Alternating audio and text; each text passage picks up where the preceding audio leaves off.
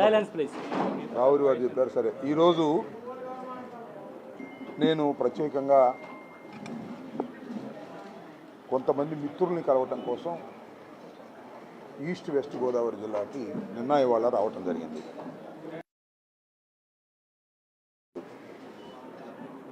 మాజీ మంత్రివర్యులు, సీనియర్ రాజకీయ నాయకులు, అలాగే వంగా గీత గారు, వీరిని కలవాలనే ఉద్దేశంతో కాకినాడ రావటం జరిగింది. ప్రధానంగా వీరిని కలిసి వీరికి ధన్యవాదాలు చెప్పాలనేది నా ఉద్దేశం. ఎందుకంటే మొన్న నేను రాజమండ్రి సెంట్రల్ జైల్లో ఉన్నప్పుడు వీరందరూ మనస్ఫూర్తిగా నాకు మద్దతు పలికారు. కన్నబాబు గారు అయితే తక్షణమే రాజమండ్రి సెంట్రల్ జైలుకి వచ్చి నాకు ధైర్యం చెప్పారు. అంటే నేను ధైర్యం పోయిందని ఉంటారు, సహజంగా చెప్పారు. నాకేం ధైర్యం పోలేదనుకోండి, ధైర్యం చెప్పారు. చాలా కన్సర్న్గా మాట్లాడినటువంటి వ్యక్తుల్లో కన్నబాబు గారు. అలాగే నేను రిలీజ్ అయిన రోజున మా గీతా గారు ప్రత్యేకంగా వచ్చి నాకు అభినందనలు తెలిపారు. నాకు చిత్రం ఏంటంటే, నేను నిన్న మన రాయుడు గారు నాకు అభినందన సభ ఏర్పాటు చేశారు ద్వారకా తిరుమలలో. వెనక్కి తిరిగి చూస్తే అభినందన సభ అని ఉంది. నాకు ఏం పదవి వచ్చిందని అభినందన పెట్టారో నాకు అర్థం కాలా.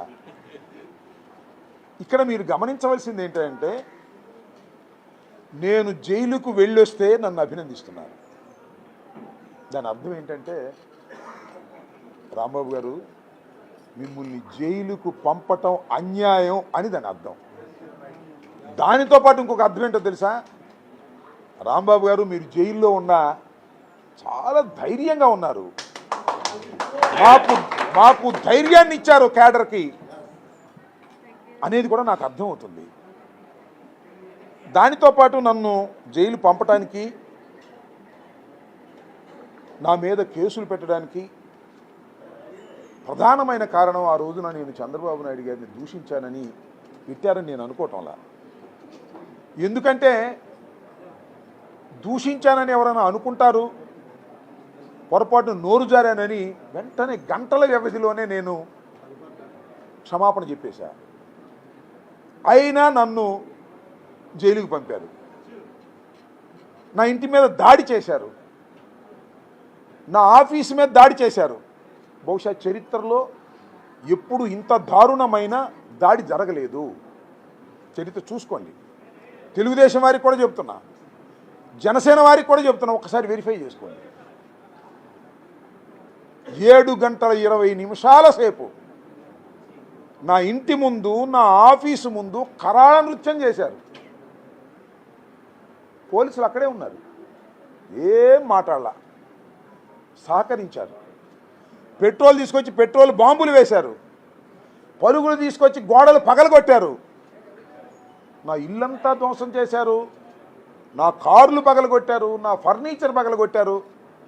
ఒకటి చంపకపోవటమే, నైతికంగా చంపేశారు.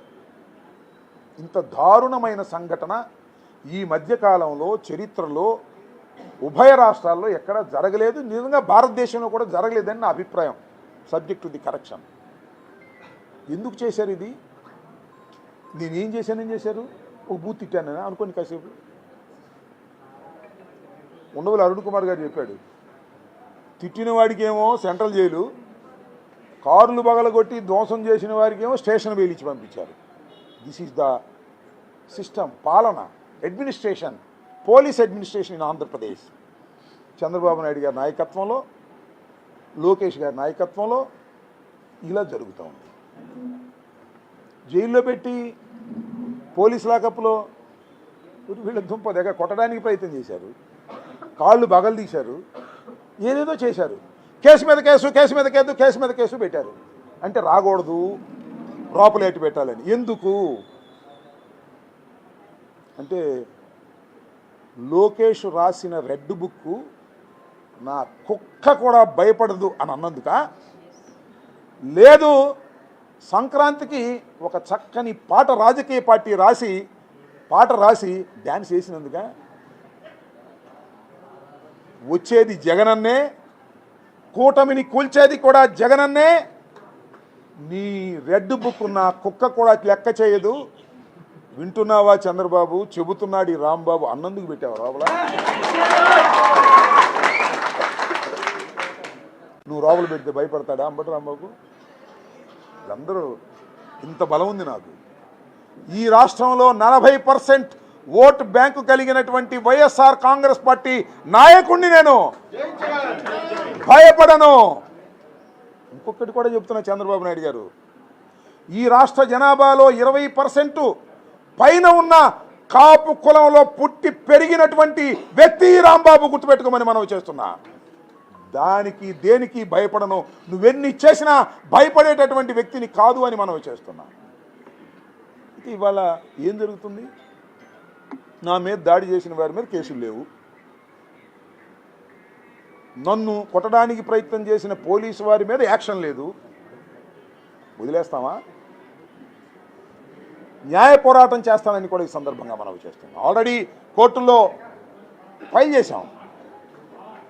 నన్ను పోలీస్ కస్టడీలో ఉన్నప్పుడు కొట్టడానికి ప్రయత్నం చేసినటువంటి ఆ ఇద్దరు సిఐల్ని నిజంగా చిత్తశుద్ధి ఉంటే, ప్రజాస్వామ్యం ఉంటే, అడ్మినిస్ట్రేషన్ ఉంటే ఇమీడియట్గా సస్పెండ్ చేయాలా?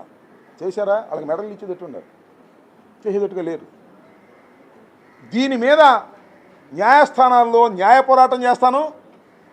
రాష్ట్ర వ్యాపితంగా ప్రజల దగ్గరికి వెళ్ళి ప్రజా పోరాటం కూడా చేస్తాను. ఈ రాంబాబు వదిలిపెట్టడు, ఈ రాంబాబు తగ్గడు అనేది కూడా ఈ సందర్భంగా నేను చెప్పదలుచుకున్నాను. ఎన్ని కక్ష సాధింపులు తప్ప ఏమైంది నీ అడ్మినిస్ట్రేషన్? అసలు పండిన పంటకు అసలు గిట్టుబాటు ధర ఉందా ఎక్కడైనా సరే? ఒడ్లు కొనేవాళ్ళు ఉన్నారా? పండిన పంట కొనేవాళ్ళు ఉన్నారా? మొత్తం టోటల్ అడ్మినిస్ట్రేషన్ అంతా కూడా గాలికి వదిలేసి కక్ష సాధింపులే తప్ప మరొకటి లేదు. అంబటి రాంబాబు నోరు మెదుపుతున్నాడు, అంబటి రాంబాబు మీద కక్ష సాధిద్దాం. లేకపోతే మరొకళ్ళు నోరు మెదుపుతున్నారు, వాళ్ళ మీద కక్ష సాధింపు చేద్దామని. ఇవన్నీ ఏమవుతాయి? చివరికి మీకు సెల్ఫ్ గోల్ అయ్యి మీకు మీ పతనానికి దారితీస్తుందనే విషయాన్ని కూడా మీరు గమనించాలని సందర్భంగా మనం చేస్తున్నాం. ఇప్పటికైనా ఈ కాకినాడ నుంచి డిమాండ్ చేస్తున్నా, నా మీద కేసులు పెట్టారు, లోపల పెట్టారు, I can face it in the court. కానీ నా ఇంటి మీద దాడి చేసినటువంటి వ్యక్తుల మీద మీరు ఖచ్చితమైన యాక్షన్ తీసుకోండి. మీకు బుద్ధి ఉంటే పోలీసులు ఎవరైతే నన్ను కొట్టడానికి ప్రయత్నం చేశారో వారిని సస్పెండ్ చేసి విచారణ జరపండి. మీకు చిత్తశుద్ధి ఉంటే. మీకు చిత్తశుద్ధి లేకపోతే న్యాయస్థానాల ద్వారా ఇవి జరిగేటట్టు చూస్తాం. న్యాయస్థానాల్లో లాంగ్ ప్రొసీజర్ జరిగితే 3 సంవత్సరాలు దాటితే మళ్ళా ఈ రాష్ట్రానికి జగన్మోహన్ రెడ్డి ముఖ్యమంత్రి కాబోతున్నాడని కూడా నేను స్పష్టంగా చెప్పగలను. నేను కిర్లంపూడి వెళ్ళాను, నేను రాజమండ్రి వెళ్ళాను, మొన్న ద్వారకా తిరుమల వెళ్ళాను, ఇవాళ కాకినాడ మన కన్నబాబు గారి దగ్గరికి వచ్చాను, మళ్ళీ ఇప్పుడు త్రిమూర్తులు గారి దగ్గరికి వెళ్తున్నాను. ఎక్కడికి వెళ్ళినా ప్రజల్లో కసి పెరిగింది.